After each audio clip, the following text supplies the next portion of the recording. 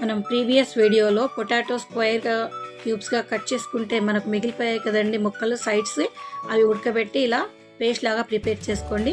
అందులో 1/4 teaspoon salt, 1/4 teaspoon జీలకర్ర, 1/4 teaspoon ధనియాలు, 1/4 teaspoon pepper, black pepper.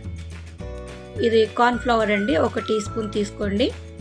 మైదా పిండి 1 teaspoon, bread crumbs 1 teaspoon. ఇక్కడ నేను red chilli, Kashmiri red chilli తీసుకుంటున్నాను, 1/4 tea spoon. ఇవంతా కలిసిపోయేలాగా ఈ మిశ్రమం అంతా కలిపేసేయండి. మనం చపాతీకి బ్రెడ్కి ఎలాగైతే ప్రిపేర్ చేసుకుంటామో అలా పిండి ప్రిపేర్ చేసేసుకోండి.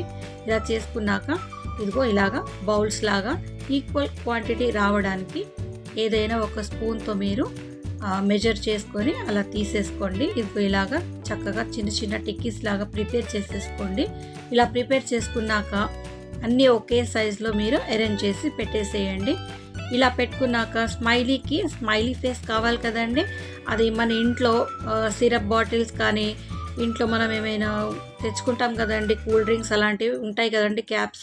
ఆ క్యాప్స్ తీసుకొని ఇంట్లో స్ట్రా ఉంటే ఆ స్ట్రా అలాంటివి మీరు దగ్గర పెట్టుకోండి. ఇదిగో ఇలాగా చక్కగా స్మైలీ ఫేస్ ఇచ్చేసేయండి.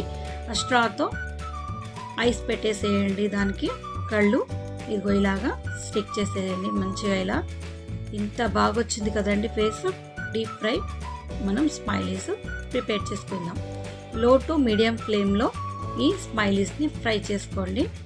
బాగా హై ఫ్లేమ్లో పెట్టొద్దు, మాడిపోతుంది, లోపల దాకా ఉడకదండి. ఇలానే ఉండాలి.